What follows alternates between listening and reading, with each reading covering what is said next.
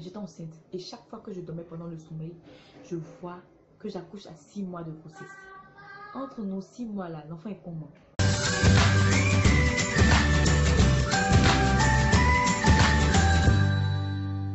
J'ai grandi dans une famille chrétienne, très chrétienne. Et depuis tout petit, on nous a enseigné, mes parents nous ont enseigné les valeurs de la parole de Jésus-Christ.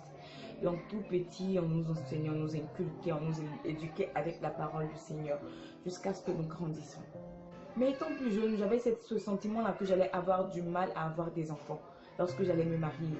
J'étais convaincue que j'allais avoir vraiment ce mal-là. Et bon, j'ai pas de grande sœur, je suis la seule fille parmi 4 garçons. Donc, j'ai pas de soeur pour dire j'allais voir si ma soeur peut avoir facilement des enfants ou pas. Ma maman a eu du mal à avoir des enfants et c'est là que le Seigneur s'est manifesté et c'est comme ça qu'elle a pu nous avoir et s'est convertie. Elle n'était pas convertie avant. C'est là que le miracle s'est opéré et elle a pu avoir des enfants. Donc, moi, honnêtement, je me disais que j'allais passer forcément par ces mêmes choses. Peut-être parce que ma maman a eu du mal à avoir des enfants. Mais après, je me suis rendu compte que ça n'avait rien à voir avec ma maman. Pourquoi? Parce qu'un jour, je priais dans ma communauté chrétienne et on priait pour les noms qu'on portait. Parce que les noms qu'on portait ont une influence sur les personnes qui les portent. Donc moi, le nom ethnique, je n'ai pas écrit sur mon jugement, mais au village, c'est comme ça qu'on m'appelle. Donc je mets le nom en haut, on m'appelait Nyanda. Donc le nom Nyanda était le nom avec lequel on m'appelait. Et je ne comprenais pas la signification, mais comme je l'ai dit, j'avais une conviction intense dans le cœur que j'allais avoir du mal à avoir des enfants. Et donc, c'est avec ça que j'ai grandi. Et c'était comme ça jusqu'à ce que je rencontre mon époux. Et on s'est mariés. J'étais enceinte. Et chaque fois que je dormais pendant le sommeil, je vois que j'accouche à 6 mois de grossesse. Entre nos 6 mois là, l'enfant est comment? Et à 6 mois de grossesse, j'accouchais d'un enfant malade, d'un enfant bizarre, d'un enfant qui dormait dans une couveuse. À chaque fois, c'était comme ça. Et j'étais tourmentée par cette image. J'ai commencé à accepter que... Et je voyais ça tous les soirs. Et donc, j'ai commencé à accepter que peut-être que l'enfant que je vais accoucher serait un enfant malade, serait pas un enfant en santé et tout ça. Et donc, j'ai appelé mon père spirituel qui me suivait et qui est venu vers moi, qui est venu et qui nous écoutait, qui nous a suivis, tout ça, tout ça. Je l'ai appelé, je lui ai dit, papa, vraiment, c'est si je suis tourmentée par une image d'un enfant malade. Il a dit, tu préfères croire aux illusions que le diable te montre plutôt que de croire aux promesses de Dieu. J'ai réfléchi, j'ai dit, c'est vrai.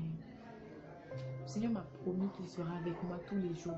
Et s'il a pu faire de sorte que mon mari accepte cette grossesse, s'il m'a pardonné, s'il a lavé, il m'a lavé de toute faute parce que je me suis repentie véritablement. Est-ce que le Seigneur ne peut pas protéger mon enfant, il ne peut pas me permettre d'accoucher d'un enfant normalement à 9 mois? Oui. Et donc je me suis mise en tête cette phrase-là. Ne crois plus aux illusions du diable, mais je crois aux promesses du Seigneur. Le diable est un menteur. Satan est un menteur. Son but à lui, c'est de s'aimer la discorde, c'est de te faire douter des promesses du Seigneur dans ta vie. C'est de troubler ta relation avec Jésus-Christ. C'est ça l'objectif de Satan. Et quand il m'a dit ça, j'ai dit, ah, Seigneur, merci pour ce message que tu me donnes. Et je continuais de faire le rêve. Et ça ne me disait rien. J'ai dit, moi, je vais accoucher à 9 mois. Oh, et 6 mois est passé. 7 mois est passé, 8 mois, 9 mois. Et à 9 mois, je suis rentrée en famille déjà à 7 mois parce que j'étais fatiguée, je voulais me reposer un peu. Donc j'ai pris mes congés de maternité un peu tôt. Je suis rentrée en famille à 7 mois. Et à 7 mois, j'ai eu mes 8 mois là-bas, tout ça, tout allait bien. Quand j'étais en famille, on m'a dit, d'abord, à chaque fois que j'allume la télévision, je tombe sur des morts-nés, où les enfants sont mort-nés, où il y a eu un problème par-ci à l'accouchement, où l'enfant a eu une maladie grave. Même quand je vais sur Facebook, je tombe directement sur des morts-nés et je commence à avoir peur. Je dis, est-ce que c'est pas un message qu'on veut me donner pour me dire que mon enfant sera mort à la naissance? J'ai commencé à avoir peur, j'ai commencé à paniquer. Et un soir, je dormais. Une cousine a vu en songe que des sorcières. J'avais 3 personnes qui sont rentrées dans la chambre. Quand je prie le soir, je pose la main sur mon ventre et je déclare au nom de Jésus que cet enfant qui est dans mon ventre est sanctifié par Christ. Et un feu divin, le feu du Saint-Esprit, enveloppe mon enfant. Que toute tentative du mal contre la vie de cet enfant-là échoue. Je consacre cet enfant à l'œuvre du Seigneur. Et c'est comme ça que chaque jour je priais. Un soir, je dormais et le matin, ma cousine m'a dit qu'elle a vu en songe qu'il y avait 3 personnes qui étaient entrées dans ma chambre. Une dame, un monsieur et 2 dames. Et les dames étaient avec des calebasses et des machines pour racler dans le ventre, pour prendre le sang de l'enfant dans le ventre. Mais quand ils sont arrivés, ils ont trouvé le feu autour du ventre. J'ai dit, gloire à Jésus, le Seigneur est fidèle. Si le Seigneur fait ça, ça veut dire que je vais accoucher normalement, que tout va bien se passer. Et on priait à la maison en famille un soir à 21h. L'homme de Dieu est venu, il a commencé à prier avec nous. Pendant qu'il priait, Dieu lui a révélé que le Seigneur veut m'attaquer par le fait que l'ennemi veut m'attaquer, pardon, avec les morts-nés, c'est-à-dire il veut que mon enfant soit mort-né, il veut que mon enfant manque de sang, donc anémie. Il veut tuer mon enfant par à la naissance ou par l'anémie. C'est ce que le Seigneur a révélé à cet homme de Dieu. Donc lorsque l'homme de Dieu a dit ça, je dit, je comprends pourquoi je tombe toujours sur les trucs de mort-né et anémie, parce que les dames sont venues essayer de prendre le sang de l'enfant. Mais on a prié, on a brisé là-dessus. On a brisé ça. Le jour de l'accouchement, je vous dis mes soeurs, je suis le genre de personne qui aime beaucoup se documenter. Donc quand j'étais enceinte là, j'ai pris la peine de regarder des vidéos d'accouchement pour me préparer psychologiquement et physiquement à l'accouchement. Honnêtement, j'étais prête. Le jour de l'accouchement, je suis partie, j'ai fait un jour de travail. Donc j'ai commencé le travail le dimanche à minuit et c'est le lundi à minuit que j'ai accouché. C'était un accouchement très difficile. Je supporte les douleurs, je suis le genre de personne qui est forte parce que j'encaisse très facilement les douleurs. Mais ça là, c'est juste des attaques. Je vous assure que c'était très dur. Je me suis arraché tous les cheveux de la tête. Heureusement que j'avais un tissage parce que si j'avais les cheveux naturels, j'aurais été chauve. Je me suis arraché les tissages tellement la douleur était atroce et je ne supportais vraiment pas. J'ai tenu jusqu'à 3 à 4 doigts, j'étais assise, je riais. Mais à un moment là, je ne pouvais plus, c'était difficile, j'arrivais pas. Et je commençais à pousser, le travail a commencé. Je pousse, la tête de l'enfant sort. La femme, la fille là, parce que j'ai accouché, ma maman est médecin, donc j'ai accouché en présence de ma maman et dans l'hôpital dans lequel elle travaillait. Et donc les dames disaient à ma maman que ta fille elle s'est poussée, en tout cas, elle s'est bien poussée, elle pousse bien. Je poussais très bien, la tête de l'enfant sortait. Mais par je ne sais quoi, c'est comme si quelque chose a appuyé la tête de l'enfant, la tête de l'enfant s'enfonçait encore à nouveau. Or quand l'enfant veut sortir, il coupe la respiration pour pouvoir sortir. Donc après 3 ou 4 reprises, quand l'enfant n'est pas évacué, quand on fait sortir la tête de l'enfant, que l'enfant entre encore à 3 ou 4 reprises, l'enfant finit par mourir étouffé. Je vous assure que j'ai fait ça 8 reprises. 8 reprises. La tête de l'enfant sort. L'enfant est sur le point de sortir et quelque chose pousse l'enfant encore vers l'intérieur. Et c'était comme ça. Et mon papa était dans la salle d'attente en train de prier. Il a fléchi, j'étais en train de prier. Pendant qu'il priait, il voyait comme une troupe qui avait entouré la salle disant on va voir si l'enfant va sortir aujourd'hui. On va voir si l'enfant va sortir. Et mon papa a fléchi genoux, il a commencé à prier. Mes frères à la maison commençaient à fléchir genoux, à prier. Seigneur, aide ton enfant, aide ton enfant. Maman près de moi me disait, reine, prie, reine, prie. Je dis, maman, je n'arrive pas à prier. Je n'avais aucune force pour prier. Et je vous dis que je n'avais pas mangé durant toute une journée. Tout ce qui rentrait dans ma bouche, je vomissais. Même de l'eau, je vomissais. J'étais faible physiquement. Il fallait avoir la force de pousser pour accoucher. C'était pas facile. Toute une journée de dimanche jusqu'au lundi, sans rien manger, on travaille, en train de pousser, en train d'avoir des douleurs par-ci, par-là. C'était vraiment pénible. C'est ma maman qui a commencé à dire, Seigneur, aide ta fille, aide ta fille. Elle a commencé à prier, elle me tenait la main, priait. Franchement, je poussais la même chose jusqu'à 8 reprises. La femme a commencé à dire, l'enfant va mourir, fais sortir l'enfant. Donc, on ne comprend pas pourquoi elle pousse et puis l'enfant ne sort pas. Docteur, on va appeler, ils ont dit à ma maman, docteur, on va appeler le gynécologue pour qu'il vienne la déchirer. Parce que sinon, c'est pas possible. Maman dit non, l'enfant va sortir. Je dis, appelez le gynéco, je vais mourir. Maman dit, l'enfant va sortir. Et elle a commencé à prier. Je vous assure, je n'ai pas poussé. Je dis abandonné. Je dis, je ne peux plus rien faire.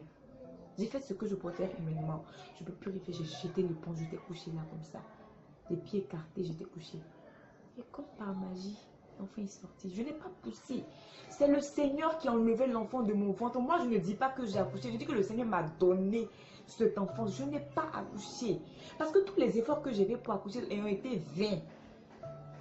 Tous les efforts ont été vains. C'est le Seigneur qui a fait sortir cet enfant de moi. J'ai dit gloire à Dieu, merci Seigneur. Et tout le monde a glorifié le Seigneur avec moi. Tout le monde a célébré le nom du Seigneur avec moi. Et c'est pas tout, mes soeurs, ce n'est pas tout. L'enfant est né, ils ont vérifié, tout allait bien. Le lendemain, on est parti à la maison. Et ma maman a pris l'enfant, elle est repartie à l'hôpital pour aller lui faire le BCG. Et en allant, une voix lui dit, passe d'abord voir le pédiatre avant d'aller faire le BCG. Donc elle est partie voir le pédiatre, son ami pédiatre. Ah, voilà l'enfant de ma fille, il faut l'analyser. Dès qu'ils ont, parce que vous savez, en l'intérieur, quand on accouche, on couvre l'enfant avec le drap, le nouveau-né avec le drap lorsqu'on sort. Donc ils ont levé les draps, l'enfant avait changé de couleur, la petite était devenue blanche. Blanche comme le... Attendez, je vous montre un exemple. Blanche comme ce sachet là. Blanche comme ce sachet. Elle était devenue pâle, blanche. Le docteur a dit, mais la fille est en train de mourir. Elle n'a même pas une seule goutte de sang dans le corps. Ils lui ont pris, pardon, excusez-moi, ils lui ont fait des analyses de sang pour voir le niveau de sang qu'elle avait 1 gramme de sang. Pour ceux qui sont médecins, ils sauront que c'est impossible d'avoir 1 gramme de sang dans le corps et de vivre. Et c'est ce qui s'est passé, 1 gramme de sang dans le corps. Ça allait irréel, mais c'était frais. Elle était totalement blanche. Le médecin a dit que si tu vas lui faire le BCG, elle va mourir parce que le BCG, c'est un virus qu'on met dans le corps pour que le corps sécrète les anticorps pour combattre. Donc l'enfant n'a même pas de globules dans le corps, n'a même pas de sang. Vous allez faire quoi? Donc directement, un moment m'appelait, m'a dit, Reine, on va envoyer ton enfant ailleurs pour trouver du sang. On lui cherche du sang au positif, sinon elle va mourir. Prie, sois forte. Je lui ai dit, maman, je suis sereine, vous allez me ramener mon enfant en bonne santé. Et je n'ai pas annoncé la nouvelle à la maison. Hein. Mes frères, croyant que maman était juste partie faire le vaccin à bébé, elle allait revenir. Mais pas ma maman, dans toute la ville, il n'y avait pas de O positif. Ils ont appelé à l'intérieur, dans les villes aux alentours. Aucune personne n'avait le sang de mon bébé. Ils ont dit que si 1 heure, 2 heures passaient, l'enfant risquait de mourir. Et donc, non, moi j'étais en prière, j'ai prié, Seigneur, j'ai confiance en toi. Je me suis levée, je suis partie, ça a coïncidé le même jour. Il avait le résultat du bac, mon cousin a eu son bac, on est parti, j'ai dansé, j'ai bu de la bière, j'ai mangé du mouton. En tout cas, je me suis amusée au maximum et je me suis couchée. À mon réveil, mon bébé est à mes côtés. Le Seigneur, il faut avoir une confiance aveugle au Seigneur. Arrêtons de raisonner avec notre cerveau. Le Seigneur ne fonctionne pas avec ça. Les raisonnements et le Seigneur, ça fait 2 choses différentes. Le Seigneur, là, il fait tout ce qui est extraordinaire, tout ce qui dépasse notre entendement. Une femme normale qui vient d'avoir son enfant, qui vient de peiner, elle a mal partout, l'enfant est sorti. Et puis maintenant, on lui dit que l'enfant est entre la vie et la mort. Elle sera en train de se lamenter, de pleurer. Mais le Seigneur m'a doté d'une foi. Non, ce jour-là, le Seigneur m'a donné une foi vraiment ferme. Et avec cette foi-là, j'ai regardé à Dieu. Et j'avais tellement confiance que mon enfant allait me revenir. C'est mais sauf que je ne peux penser à ce problème-là. Je passe à autre chose. Et je me suis amusée, dansée. Mais moi, mon seul problème, c'est que je n'avais pas encore de lait dans le sein. Donc, je voulais qu'au moins le bébé ait de quoi se nourrir avec toutes les épreuves qu'elle traversait. Et donc, j'ai bu la bière, j'ai dormi à mon réveil. Le bébé était là, le lait avait rempli les seins. Elle a tété. Et tout ça, maman dit oui. Reine, ta foi. Et non, en réalité, je n'ai pas cette foi. C'est le Seigneur qui m'a fait la grâce d'avoir cette foi pour cette occasion. Et je le bénis pour cela. Ce qui s'est passé, c'est qu'ils ont eu le sang dans une ville. Et le sang était prédestiné à l'opération d'un monsieur. Quand ma maman a appelé, ils ont dit, bon, comme c'est notre collègue et qu'elle dit que sa petite fille c'est une urgence, ils ont dit au monsieur, l'opération n'est pas si urgente que ça, il faut patienter le lendemain. Ils auront d'autres poches de sang. Qu'il y a une urgence, ils vont donner le sang. C'est comme ça, le bébé a fait son premier voyage à 1 jour pour aller et on lui a fait la transfusion sanguine. Et depuis après ça, c'était encore pénible pour moi parce que chaque jour, je passais mes journées à l'hôpital. Pendant que les gens venaient, je venais d'accoucher, au lieu de recevoir les félicitations, c'était Yako, Yako. Vraiment, le bébé là, Yako. J'avais mal au cœur d'entendre ces Yako là. Je pleurais jour et nuit. Je dis, mais Seigneur, j'ai accouché et au lieu de recevoir des félicitations, des encouragements, c'est que des Yako. Seigneur, c'est quand on va arrêter de partir dans les hôpitaux? J'ai fait 1 mois dans ça. Tous les jours dans les hôpitaux. Après, on dit non, ça venait de la nuque qui était enflée parce qu'il y avait une hémorragie interne dans la tête. Il y avait ceci, plein de choses. Je vais vous mettre tout à l'heure des photos pour illustrer ce que... Bon, je ne veux pas mettre des photos parce que Marie m'a dit de ne pas les mettre, donc je ne les mettrai pas. Mais il avait plein de choses. J'ai gardé toutes les images encore, avec plein de sparadrap sur le bras partout. On lui prenait des veines, on lui mettait des sérums, c'était pénible. Mais après, c'est 1 mois, tout est redevenu normal. Ma fille n'a plus connu ce qu'on appelle maladie jusqu'au jour d'aujourd'hui. C'est les petites choses comme les cris. C'est tout. Elle n'a plus connu de maladie. Le Seigneur manifeste sa gloire. On ne dit pas que les attaques ne persistent plus. Nous sommes attaqués.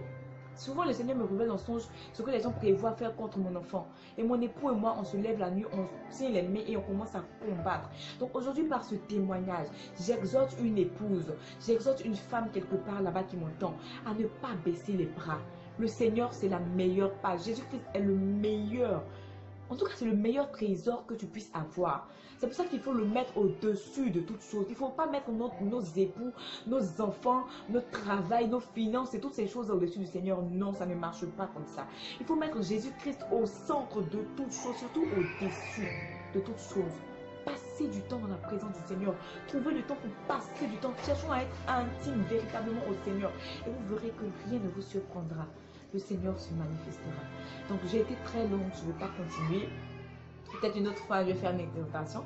Je remercie toutes celles qui m'ont écouté et je bénis le nom du Seigneur pour votre vie, pour toutes celles qui n'ont pas encore réussi à avoir d'enfants. Je déclare au nom de Jésus, par ce témoignage que je fais, que le Seigneur vous accorde la grâce de l'enfantement au nom puissant de Jésus-Christ de Nazareth.